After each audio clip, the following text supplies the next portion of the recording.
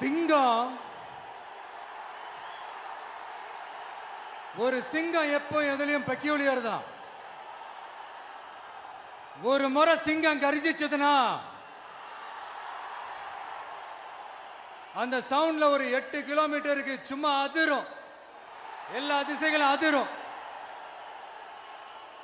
அப்படிப்பட்ட அந்த சிங்கம் வேட்டைக்கு மட்டும்தான் வெளியில வரும், வேடிக்கை பார்க்கறதுக்கெல்லாம் வெளியில வராது. வேட்டையில கூட உயிரோடு இருக்கிற மிருகங்களை தான் வேட்டையாடும். அதுலயும் பெரும்பாலும் தன்னை விட பெரிய சைஸ் உள்ள மிருகங்களை தான் குறி வச்சு தாக்கும், ஜெயிக்கும். எவ்வளவு பசியில் இருந்தாலும் உயிர் இல்லாததை, கெட்டு போனதை தொட்டு கூட பார்க்காது. அப்படிப்பட்ட அந்த சிங்கம் அவ்வளவு ஈஸியா எதையும் தொடாது, தொட்டா விடாது. காட்டோட 4 பக்கமும் மார்க்கிங் மை டெரிட்டரின்னு தன்னுடைய பவுண்டரியை தானே வகுக்கும். அப்படிதான் அந்த காட்டையே தன்னோட கண்ட்ரோல்ல வச்சிருக்கும். சிங்கத்துக்கு கூட்டத்தோட இருக்கிறதுக்கும் தெரியும், தனியா இருக்கிறதுக்கும் தெரியும். அப்படியே தனியா வரணும்னு நினைச்சாலும் அஞ்சாம அலட்டிக்காம சும்மா கெத்தா தனியா வந்து அத்தனை பேருக்கும் தண்ணி காட்டும். எப்போ எதிலையும் தன்னோட தனித்தன்மையை இழக்கவே இழக்காது. Yes, a lion is always a lion.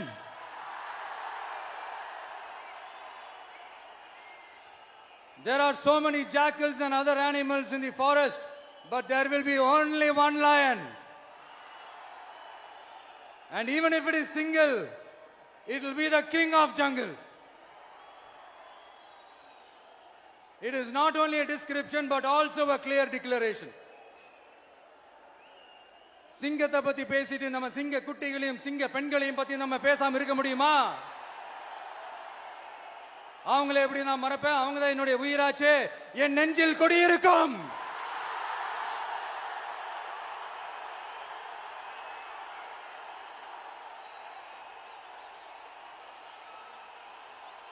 என்னுடைய தோழர்களுக்கும் தோழிகளுக்கும்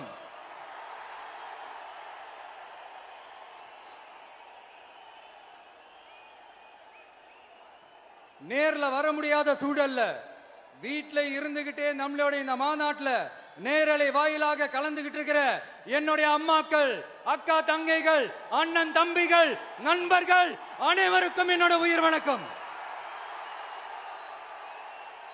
என்னோட உயிர் வணக்கம், என்னோட உயிர் வணக்கம்.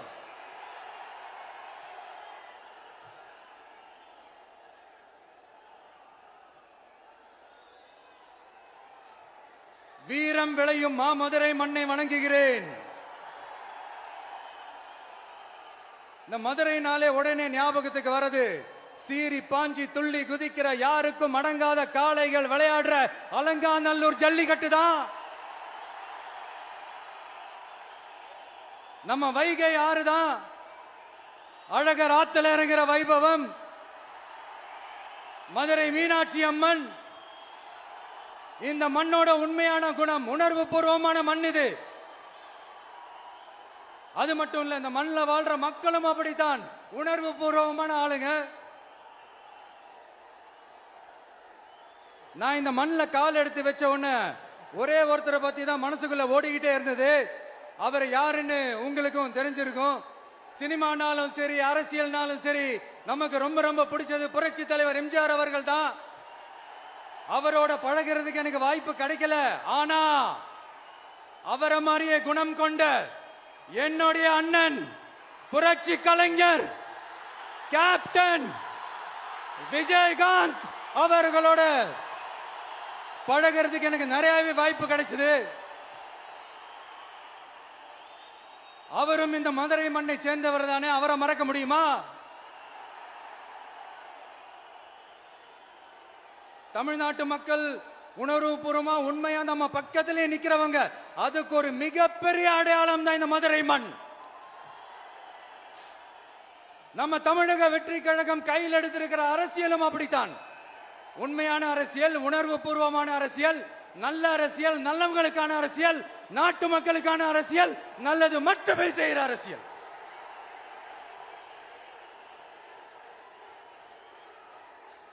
இதோ நம்மளுடைய இந்த இரண்டாவது மாநில மாநாடு வாகை சூடும் வரலாறு திரும்புகிறது.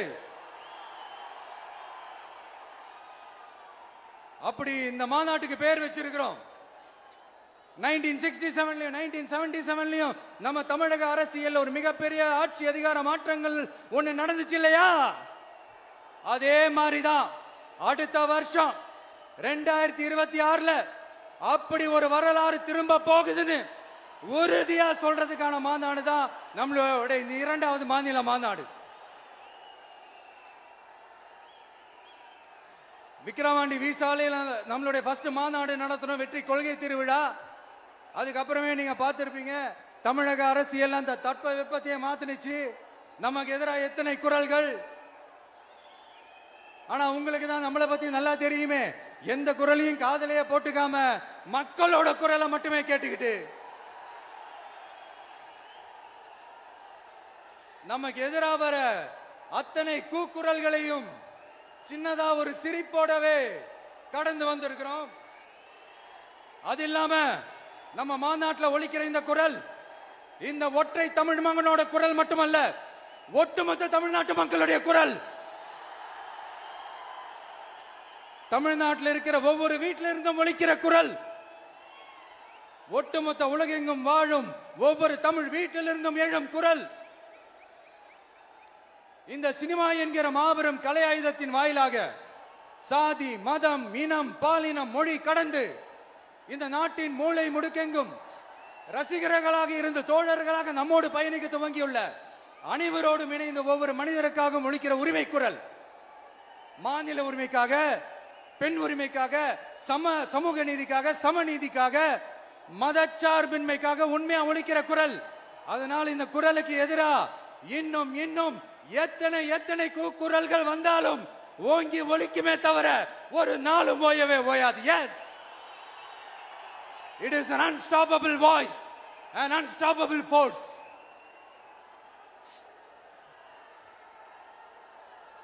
நம்ம அரசியலுக்கு வர்றதுக்கு முன்னாடி அட இவரெல்லாம் வர மாட்டாரியா, அவரே வரல, இவரே வரல, இவருங்க வர போறாரு அப்படின்ட்டு நிறைய பேர் ஜோசியம் சொன்னாங்க.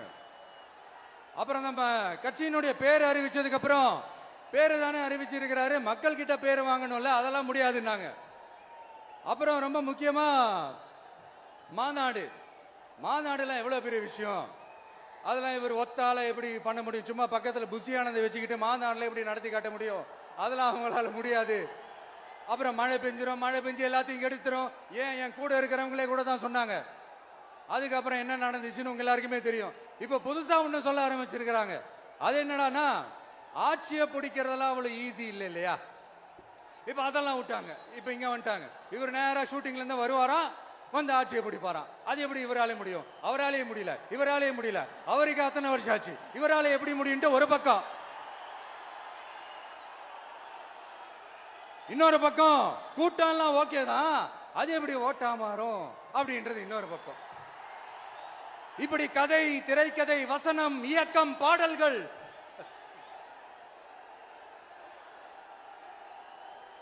அதனால இந்த அரசியல் ஆய்வாளர்களுக்கு நான் சொல்றதெல்லாம் ஒன்னேதான், நல்லா கேட்டுக்கங்க. இந்த விஜய் ஏதோ இந்த பல லட்சம் பேர் கூடுற கூட்டத்தில் மட்டுமே இருக்கிறாரு அப்படின்னு மட்டும் தப்பு கணக்கு போட்டாதீங்க. ஏன்னா நம்மளுடைய இந்த கூட்டம் வெறும் ஓட்டா மட்டும் இல்லைங்க, வரப்போற தேர்தலில் மக்கள் விரோத ஆட்சியாளர்களுக்கு நாம வைக்க போற வேட்டா, நம்மளை கோட்டைக்கு அனுப்ப போற ரூட்டா இருக்க போதுன்னு சீக்கிரமாவே தெரிஞ்சுப்பீங்க. ஏன்னா கோடிக்கணக்கானவங்களோட ஹார்ட்லயும் வீட்லயும் ஏற்கனவே ஆல்ரெடி உயிரா, உணர்வா, உறவா இருக்கிறோம். நம்மளுடைய கனெக்ட் எல்லாம் வெறும் மக்களோட மட்டும்தான். நாம யாருன்னு அவங்களுக்கு தெரியும், அவங்க யாருன்னு நமக்கு தெரியும். நாமளும் நம்ம மக்களும் எப்படி இருக்கிறோம்னு எதிரிகளுக்கு நல்லாவே தெரியும். இருந்தாலும் இந்த விஜய் எதுக்குப்பா வந்திருக்கிறாரு, இவர் என்ன புதுசா என்ன திட்டம்லாம் சொல்லிட்டாரு அப்படின்னு வேற நிறைய கேள்விகள். இந்த சொல்றேன் தெரிஞ்சுக்கங்க. பெண் குழந்தைகள், பெண்கள் மற்றும் வயசானவங்களோட பாதுகாப்புல தான் நம்ம பிரையாரிட்டியே. அடுத்து இளைஞர்கள், உழவர்கள், உழைப்பாளர்கள், நெசவாளர்கள், மீனவர்கள், ஆதரவற்ற முதியோர்கள், மாற்றுத்திறனாளிகள், மூன்றாம் பால் இனத்தவர்கள்னு இன்னும் யாருக்கெல்லாம் கவர்மெண்டோட ஒரு ஸ்பெஷல் அட்டென்ஷன் தேவையோ அவங்க எல்லாருக்குமான ஒரு கவர்மெண்ட் அமைக்கிறது தான் நம்ம இலக்கே. நான் ஏற்கனவே சொன்னது தான் இங்க நான் திரும்பவும் சொல்றேன். நம்மளுடைய இந்த தமிழக வெற்றி கழகம் ஏதோ அரசியல் ஆதாயத்துக்காக தொடங்கப்பட்ட கட்சியெல்லாம் கிடையாதுங்க. கொள்கை கோட்பாடுகளோடு தந்தை பெரியார், பெருந்தலைவர் காமராஜர், அண்ணல் அம்பேத்கர், வீரமங்க வேலு நாச்சியார், மக்கள் சேவகர் அஞ்சலை அம்மாள், நம்மளுடைய 5 கொள்கை தலைவர்களோட வழிகாட்டுதல்களோடு தொடங்கப்பட்ட கட்சி. நம்ம ஸ்டாண்ட்ல நாம எப்பவுமே ஸ்ட்ராங்கா தாங்க இருக்கிறோம். அதுல எந்த மாற்றத்துக்கோ எந்த சமரசத்துக்கோ துளி கூட இடமில்லை. நம்மளுடைய ஒரே கொள்கை எதிரி பாஜக தான். நம்மளுடைய ஒரே அரசியல் எதிரி திமுக தான். எப்படி? நம்மளுடைய ஒரே கொள்கை எதிரி, நம்மளுடைய ஒரே அரசியல் எதிரி ஏதோ அண்டர் கிரவுண்ட் ஆதாயத்துக்காக டீல் போட்டுக்கிட்டு டீல் பேசிக்கிட்டு இந்த அலையன்ஸ் வச்சுக்கிட்டு இந்த ஊரை ஏமாத்துற கட்சி எல்லாம் நம்ம டிவிக்கே கிடையாதுங்க. யாருக்காகவும் எதுக்காகவும் எந்த பயமும் கிடையாது. மாபெரும் பெண்கள் சக்தி நம்மளோட இருக்கிறாங்க, மாபெரும் இளைஞர்கள் சக்தி நம்மளோட இருக்கிறாங்க, ஒட்டுமொத்த தமிழ்நாட்டு மக்களுடைய சக்தி நம்மளோட நிக்கிறாங்க. அப்படி இருக்கும்போது இந்தியாவில் இருக்கிற எல்லா ஸ்டேட்லயும் வாழ்ற நம்ம தமிழ் நெஞ்சங்கள் மட்டும் இல்ல, உலகம் பூரா 100க்கும் மேலான நாடுகள்ல வாழ்ற நம்ம தாய் தமிழ் உறவுகள் எல்லாருமே என்ன விஜய் தளபதி விஜய் இல்லனா விஜய் தளபதி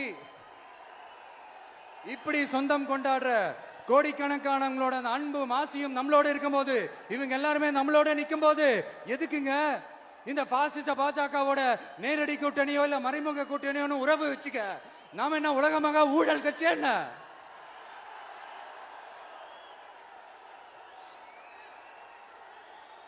நம்மளை பத்தி சின்னதா ஒரு உண்மை ஒண்ணு சொல்லலாமா? என்னடா இவர் வாயால இப்படி சொல்றாருன்ட்டு யாரும் தவறா நினைச்சுக்க வேணாம். ஏன்னா இது ஒரு விதத்துல ஒரு ஃபேக்டும் கூட. அதனாலதான் நான் சொல்லணும்னு ஆசைப்படுறேன். நம்ம யார் தெரியும்ல? நாம எல்லாருமே சொல்றேன். நாம யார் தெரியும்ல?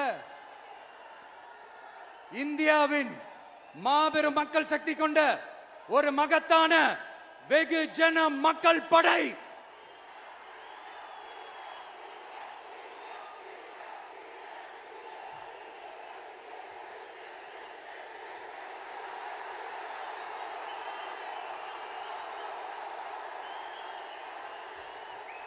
அதனால நம்ம தலைமையில நாம் அமைக்க போற இந்த உண்மையான மக்களாட்சிக்கான அச்சாரமாக மாபெரும் மக்கள் சக்தியை அணி அணியாக நம்மளோட திரண்டு நிக்கிறப்போ இந்த அடிமை கூட்டணியில சேர வேண்டிய அவசியம் நமக்கு இருக்குங்க. நம்மளுடைய இந்த கூட்டணி சுயம் இழந்த கூட்டணியால இருக்காது, சுய மரியாதை கூட்டணியா தான் இருக்கும். இந்த ஒரு பக்கம் RSS கிட்ட அடிபணிஞ்சுக்கிட்டு, இன்னொரு பக்கம் மதச்சார்பற்ற கூட்டணின்னு இந்த மக்களை ஏமாத்துற கூட்டணியால நம்ம கூட்டணி இருக்காது.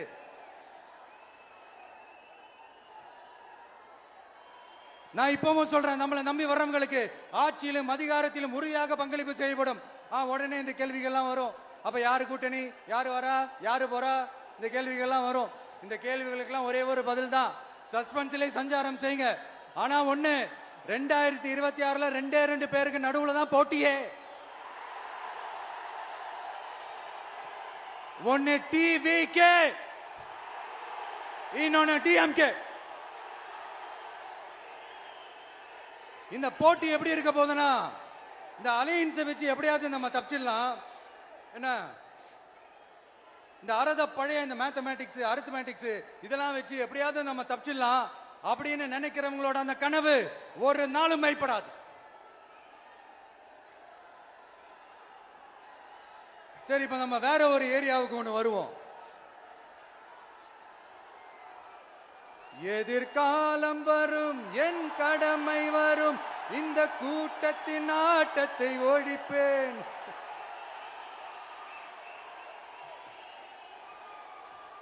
மக்கள் அரசியல் என்ற அந்த சவுக்க கையில் எடுக்கலாமா? யாருக்கு எதிரான தானே கேட்கிறீங்க? வேற யாரு? மறைமுக உறவுக்காரர்களான பாசிச பாஜகவும் பாய்சன் திமுகவும் தான். மாண்புமிகு பிரதமர் நரேந்திர மோடிஜி அவர்களே, 3வது முறையா ஒன்றியத்தோட ஆட்சி அதிகாரத்தை நீங்க தானே கையில் வச்சிருக்கிறீங்க. இல்ல நாங்க தெரியாம தான் கேட்கிறோம். நீங்க ஆட்சிக்கு வந்தது ஒட்டுமொத்த மக்களுக்கும் நல்லது செய்யவா, இல்ல நம்மளோட இந்த இஸ்லாமிய நண்பர்களுக்கும் இஸ்லாமிய தோழர்களுக்கும் எதிராக சதி செய்யவா? மக்களுக்கு உங்ககிட்ட கேட்கறதுக்குன்னு ஏராளமான கேள்விகள் இருக்குது. அதனால அவங்க சார்பா அவங்கள ஒருத்தனா அவங்களோட ஒரு உண்மையான ஒரு பிரதிநிதியா உங்ககிட்ட சில கேள்விகள் கேட்கணும். மிஸ்டர் பிரைம் மினிஸ்டர் அவர்களே, நம்ம தமிழ்நாட்டு மீனவர்கள் கிட்டத்தட்ட ஒரு 800 பேருக்கு மேல இலங்கை கடற்படையால தாக்கி அழிக்கப்பட்டிருக்கிறாங்க. அதை கண்டிக்கிறதுக்காக உங்களை பெருசா எதுவும் செய்ய சொல்லல, சின்னதா ஒண்ணே ஒண்ணு மட்டும் செஞ்சு கொடுங்க. இனிமேலாச்சும் எங்களுடைய மீனவர்கள் பாதுகாப்பா இருக்கிறதுக்காக இந்த கச்சத்தீவை இலங்கை கிட்ட இருந்து மீட்டு கொடுத்துருங்க, அது போதும். உங்களுடைய இந்த முரட்டு பிடிவாதத்தால நீங்க நடத்துற இந்த நீட்டு தேர்வு, அதனால இங்க என்னென்ன நடக்குதுன்னு சொல்றதுக்கே மனசு வலிக்குது. அதனால அந்த நீட்டு தேர்வு தேவையில்லைன்னு அறிவிச்சிருங்க, அது போதும். செய்வீர்களா திரு நரேந்திரபாய் தாமோதர் மோடிஜி அவர்களே? எங்களுக்கு என்னென்ன தேவையோ என்னென்ன நல்லதோ அதெல்லாம் செய்ய மாட்டேங்கிறீங்க. ஆனா ஆட்சி அதிகாரத்தை மட்டும் கையில வச்சுக்கிட்டு மக்களை ஏமாத்த நேரடியாக ஒரு பாசிச பாஜக அடிமை கூட்டணி ஒண்ணு. அடுத்து உங்களோட இந்த மைனாரிட்டி ஆட்சியை ஓட்டுறதுக்காக மறைமுகமாக RSS அடிமை குடும்பம்னு இன்னொரு கூட்டணி. இப்படி மக்கள் சக்தியே இல்லாத இந்த ஊழல் கட்சிகளை மிரட்டி அடிபணிய வச்சு 2029 வரைக்கும் சொகுசு பயணம் போயிடலாம்னு திட்டம் தீட்டி வச்சிருக்கிறீங்க. அதானே ஜி? என்ன ஜி? ஒண்ணு மட்டும் சொல்றேன், தெரிஞ்சுக்கங்க. என்னதான் நீங்க இந்த நேரடி மறைமுக கூட்டணி குட்டிகரணம் போட்டாலும் தாமரை இலையில தண்ணியே ஒட்டாது. தமிழக மக்கள் மட்டும் எப்படி ஒட்டுவாங்க?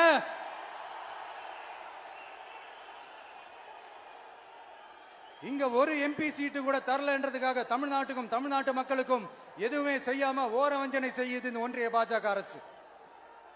சங்கம் வச்சு தமிழ் வளர்த்த மண் இந்த மதுரை மண். அதனால இங்க அந்த கீழடியில கிடைச்ச ஆதாரங்களை எல்லாம் மறைச்சிட்டு எங்க நாகரிகத்தையும் எங்க வரலாறையும் அழிக்கிறதுக்காக உள்ளடி வேலை செய்யலாம்னு நினைக்கிறீங்க. தமிழ்நாட்டை தொட்ட என்ன நடக்கும் நீங்க பல உதாரணங்கள் இருக்குது. அதனால இதையெல்லாம் மறைச்சிட்டு எங்க மக்களை ஏமாத்திடலாம்னு மட்டும் நினைக்காதீங்க.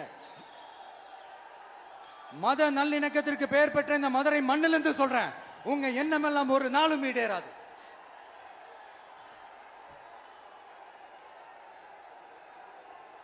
எம்ஜிஆர்னா யார் தெரியும்ல? அவர் மாஸ்னா என்னன்னு தெரியும்ல? அவர் உயிரோடு இருக்கிற வரைக்கும் அந்த சிஎம் சீட்டை பத்தி ஒருத்தராலையும் நினைச்சு கூட பார்க்க முடியல, கனவு கூட காண முடியல. எப்படியாவது அந்த சிஎம் சீட்டை என்கிட்ட கொடுத்துருங்க, என் நண்பர் எம்ஜிஆர் திரும்ப வந்ததுக்கு அப்புறம் நான் திருப்பி கொடுத்துறேன்னு தன்னோட எதிரியை கூட மக்கள் கிட்ட கெஞ்ச வச்சவர் எம்ஜிஆர். எப்படி கெஞ்ச வச்சவர்? அதனால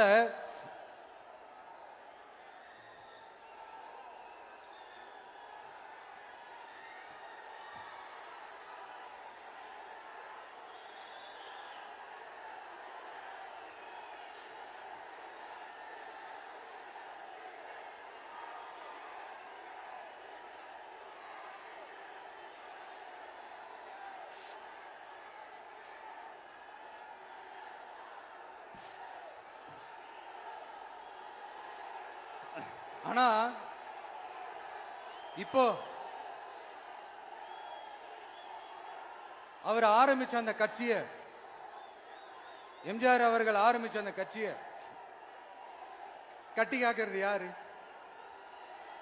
இன்னைக்கு அந்த கட்சி எப்படி இருக்குது? அத நான் சொல்லிதான் உங்களுக்கு தெரியணுமா என்ன? அப்பாவி தொண்டர்கள் அதை வெளியில சொல்ல முடியாம வேதனையில தவிக்கிறாங்க. 2026 சட்டமன்ற தேர்தலில் யாருக்கு ஓட்டு போடணும், எப்படிப்பட்ட ஆட்சி இங்க அமையணும்னு அந்த அப்பழுக்கற்ற அந்த தொண்டர்களுக்கும் ரொம்ப நல்லாவே தெரியும். அதனால என்ன வேஷம் போட்டுக்கிட்டு பாஜக இங்க தமிழ்நாட்டுக்குள்ள வந்தாலும் அவங்க வித்தை எல்லாம் இங்க வேலைக்கே ஆகாது.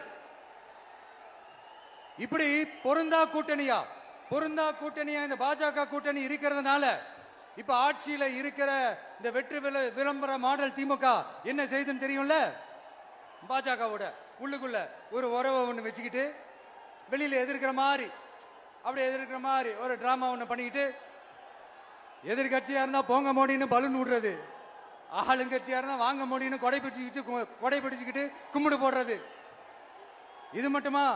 ஒரு ரைடுன்னு ஒன்று வந்துட்டா போதும், இது வரைக்கும் போகவே போகாத ஒரு மீட்டிங், அதை காரணம் காட்டி டெல்லிக்கு போறது, அங்க ஒரு சீக்கிரட் மீட்டிங் நடத்துறது. நல்லா நோட் பண்ணணும் மக்களே, அந்த மீட்டிங் அப்புறம் இந்த இஷ்யூ அப்படியே காணாம போயிருக்குமே. அதேதான். Stalin uncle, what uncle is very wrong uncle.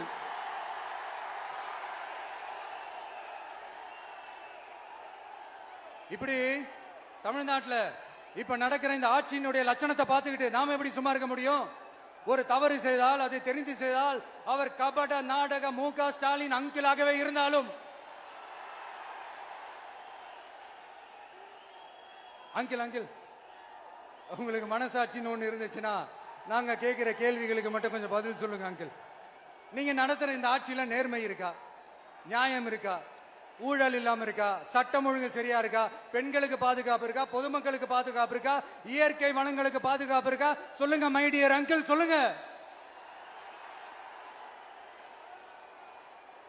டாஸ்மாக்ல மட்டுமே இது வரைக்கும் 1000 கோடிக்கு மேல ஊழல் சொல்றாங்க. அதுல மட்டுமா தப்பு நடக்குது? வேற எதுல தான் நடக்கல? உலகத்திலே மிஸ்டர் கிளீன் ரெக்கார்ட்ஸ் எல்லாம் உங்களுக்கும் உங்க கூட இருக்கிறவங்களுக்கும் மட்டும்தான் அங்கிள் கொடுக்கணும். இதை பார்த்து வாயே இல்லாத ஊரு கூட வயிறு வலிக்கு சிரிக்குது. பெண்களுக்கு 1000 ரூபாய் கொடுத்துட்டீங்கன்னா போதுமா அங்கிள்? அப்படியே அது மூடி மறைச்சிடலான்னு பாக்குறீங்களா? படிக்கிற இடத்துல, வேலைக்கு போற இடத்துல, வெளியில போற இடத்துலன்னு அவங்களுக்கு பாதுகாப்பே இல்லைன்னு ஒட்டுமொத்த பெண்களும் கதறாங்க. அந்த கதறல் சத்தம் ஏதாவது உங்க காதுல கேக்குதா அங்கிள்? இதுல வேற உங்க அப்பான்னு கூப்பிடுறாங்கன்னு வேற சொல்றீங்க. What is this uncle? Is very very wrong uncle, is very very wrong.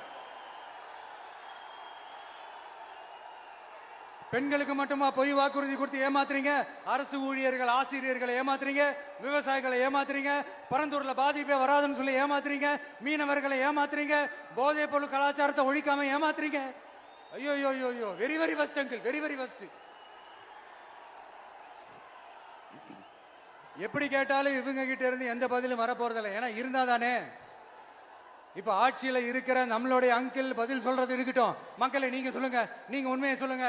செய்வோம்னு சொன்னாங்களே, சொன்னதெல்லாம் செஞ்சாங்களா? உங்களை தான் கேக்குறேன், சொன்னதெல்லாம் செஞ்சாங்களா? சத்தமா மை டியர் அங்கிள், கேக்குதா? மக்களோட சத்தம் கேக்குதா?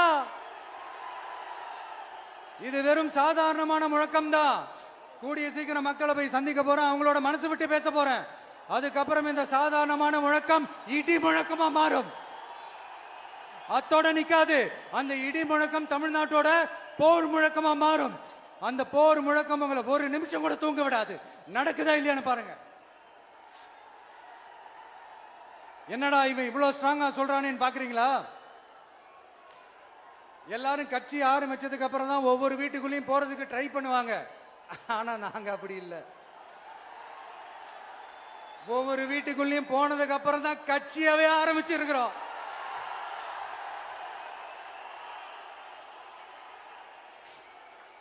அதனால ஒட்டுமொத்தமா எல்லாருமா சேர்ந்து இந்த திமுக ஆட்சிய, கபட நாடக திமுக ஆட்சிய 2026 தேர்தலில் வீட்டுக்கு அனுப்புறோம். வீட்டுக்கு அனுப்புறோம். என்ன நண்பா, சரிதானே? என்ன நண்பி, செய்வீர்கள் தானே? இப்போ உங்களுக்கு சின்னதா ஒரு சர்ப்ரைஸ். நம்ம கட்சியினுடைய வேட்பாளர் பட்டியலை இப்ப நான் அறிவிக்க போறேன். மதுரை கிழக்கு வேட்பாளர் விஜய். இன்னும் முடிக்கல. ஒரு நிமிஷம், இன்னும் முடிக்கல. மதுரை மேற்கு வேட்பாளர் விஜய். மதுரை மத்தி வேட்பாளர் விஜய். மதுரை தெற்கு வேட்பாளர் விஜய். மதுரை வடக்கு வேட்பாளர் விஜய். மேலூர் விஜய். சோழவந்தான் விஜய். திருப்பரங்குன்றம் விஜய். திருமங்கலம் விஜய். உசிலம்பட்டி விஜய்.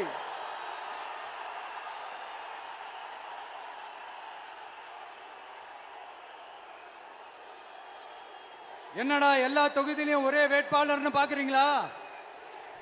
234 தொகுதியிலையும் இந்த விஜய் தான், அதாவது உங்க விஜய் தான் உங்க சின்னம்.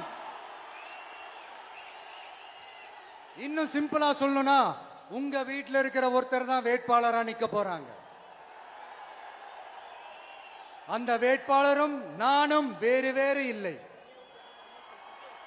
நீங்க அவருக்கு ஓட்டு போட்டீங்கன்னா எனக்கு ஓட்டு போட்ட மாதிரி, இந்த முகத்துக்காக நீங்க ஓட்டு போட்டீங்கன்னா உங்க வீட்டில் இருக்கிற உங்களுடைய வேட்பாளர் ஜெயிச்ச மாதிரி. என்னடா இவர் ஏதோ ஓவரா சொல்றாருன்னு நினைக்க வேணாம். பிராக்டிக்கலா அப்படிதான் இருக்கும், அப்படிதான் இருக்கணும். நீங்களும் அப்படிதான் நினைப்பீங்கன்னு நான் நம்புறேன். ஏன்னா இது நம்மளை விட நம்ம எதிரிங்களுக்கு இன்னும் நல்லாவே தெரியும். அதனால எல்லாம் இந்த அதிகார பலம் எல்லாத்தையும் தூக்கிட்டு வந்துருவாங்க. வரட்டும், பாத்துக்கலாம். TVK will take it, TVK will meet it, TVK will compete with it and TVK will conquer it, TVK will conquer it.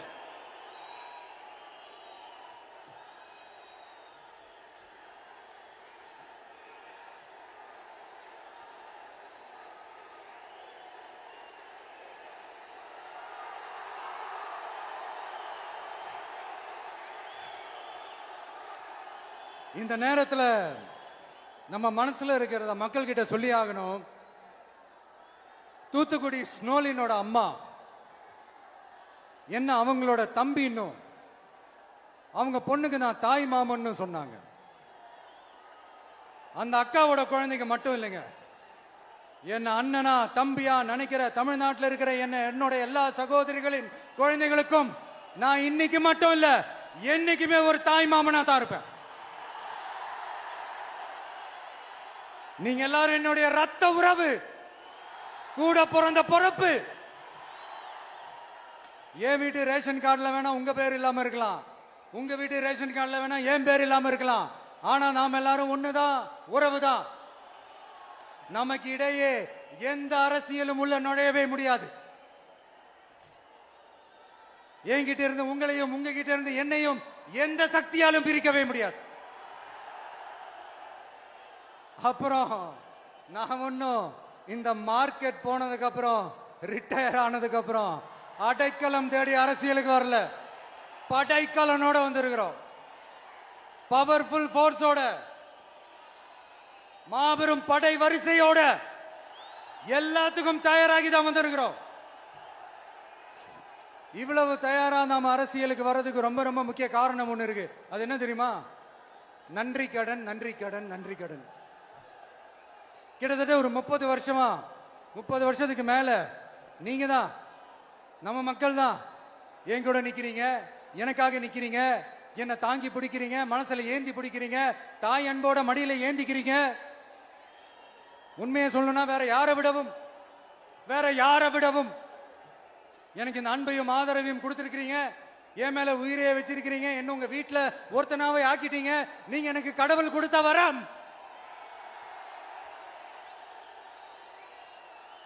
உலகம் பூரா நமக்காக நம்ம கூட நிக்கிற நம்ம மக்களை நான் எப்படி மறப்பேன்? நான் என் லைஃப்ல ரொம்ப உயிரா நினைக்கிறதே பெண்களை, குழந்தைங்களை, இளைஞர்களை, உழைக்கிற மக்களை தான். இவங்க தான் நம்மளோட வகைரா. இத பார்த்துதான் நம்மளோட எதிரிகளுக்கு பத்தி எரியுது. அதுக்காக நாம என்ன செய்ய முடியும்?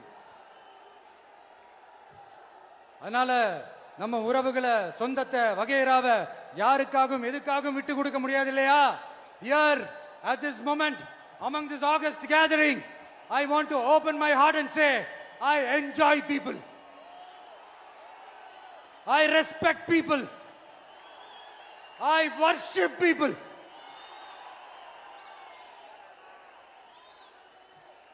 சரிப்பா, இவ்வளவு செஞ்ச நம்ம மக்களுக்கு நன்றி கடனா உன்னால முழுமையா செலுத்த முடியுமான்னு கேட்டா சத்தியமா சொல்றேன், என்னால முடியாதுதான். இன்னும் எத்தனை ஜென்மம் எடுத்தாலும் அந்த நன்றி கடனை என்னால தீர்க்கவே முடியாது. அப்புறம் என்ன மானாவுக்கடா நீ வந்திருக்கா தானே கேக்குறீங்க? மைண்ட் வாய்ஸ் கேட்ட மாதிரி இருந்தது. வாழ்நாள் முழுக்க நம்ம மக்களுக்காக ஆதரவா துணையா நிக்கிறத தவிர, அவங்களுக்காக உழைக்கிறத தவிர எனக்கு வேற எந்த எண்ணமும் இல்ல. எனக்கு இப்ப வேற வேலையும் இல்லை. இனிமே எனக்கு இதுதான் என் வேலையே, என் கடன் இனி என் மக்களுக்கு பணி செய்து கிடப்பதே. இப்படியா ஹார்ட் டு ஹார்ட் யதார்த்தமா பேசிய பழகிட்டோம். இதுக்கு மேலேயும் எனக்கும் மக்களுக்கும் இடையே இருக்கிற அந்த உறவை பத்தி நான் பேச ஆரம்பிச்சேன்னா ஒரு மாதிரி எமோஷனல் ஆயிடுவேன். அப்புறம் அதை கண்ட்ரோல் பண்றது ரொம்ப கஷ்டம். அதனால என்ன மனசார நேசிக்கிற நம்ம மக்களுக்கு ஒன்னே ஒன்று சொல்றேன். இந்த விஜய் உங்க விஜய், உங்களுக்கான விஜய், உங்களுக்காக மட்டுமே இருக்கிற விஜய். உங்க கூட நிக்க, உங்களுக்காக நிக்க, உண்மையா நிக்க, உணர்வோட நிக்க, உறுதியா நிக்க, உங்க கூட பேச, உங்களுக்காக பேச, உண்மையா பேச, உணர்வோட பேச, உறுதியா பேச, உங்களுக்காக சேவை செய்ய உங்க விஜய் நான் வர.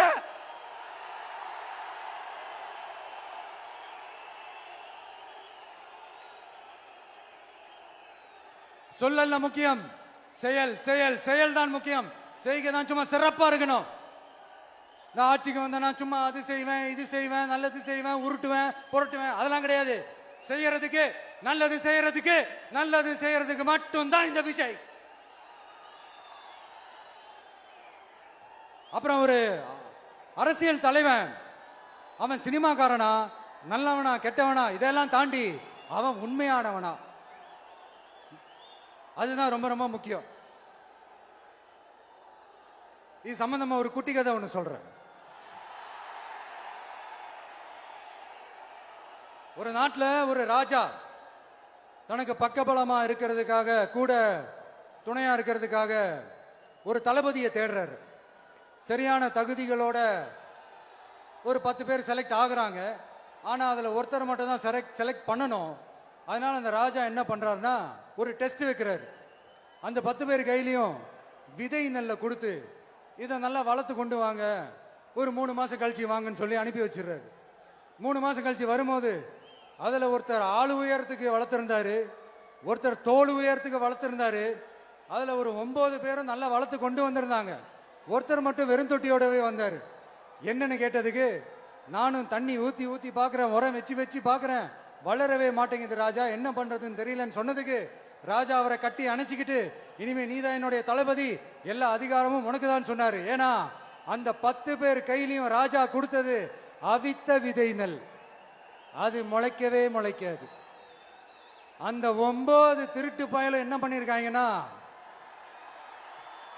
வேற விதை நெல்ல வாங்கி அதை வளர்த்துட்டு ராஜாவையும் மக்களையும் ஏமாத்திருக்கிறாங்க. ஆனா இவர் மட்டும் உண்மையை போட்டு உடைச்சிட்டார். அதனால ஒரு நாட்டுக்கு திறமை எந்த அளவுக்கு முக்கியமோ அந்த அளவுக்கு உண்மையும் நேர்மையும் முக்கியம். இப்போ நீங்க எல்லாரும் தான் அந்த ராஜா. நீங்க தேர்ந்தெடுக்க போற அந்த தளபதி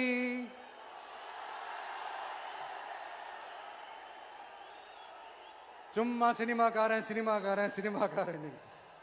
அம்பேத்கர் அவர்களை தோக்கடிச்சது சினிமாக்காரன் இல்ல, அரசியல்வாதி. காமராஜர் அவர்களை தோக்கடிச்சது, இங்க விருதுநகர் பகுதியில் தோக்கடிச்சது சினிமாக்காரன் இல்ல, இன்னொரு அரசியல்வாதி. இன்னைக்கும் நம்ம கூட வாழ்ந்துட்டு இருக்கிற நல்ல கண்ணு ஐயாவை தோக்கடிச்சது சினிமாக்காரன் இல்ல, அரசியல்வாதி. இப்படிப்பட்ட நல்ல நல்ல தலைவர்களை எதிர்த்து நின்று தோக்கடிக்கணும்னு அந்த எண்ணத்தை உருவாக்குனது சினிமாக்காரன் இல்ல, அரசியல்வாதி. அதனால எல்லா அரசியல்வாதியும் அறிவாளியும் கிடையாது, எல்லா சினிமாக்காரனும் முட்டாளும் கிடையாது. கான்பிடண்டா இருங்க, நல்லதே நடக்கும், வெற்றி நிச்சயம். மீண்டும் சந்திக்கும் வரை நன்றி, வணக்கம்.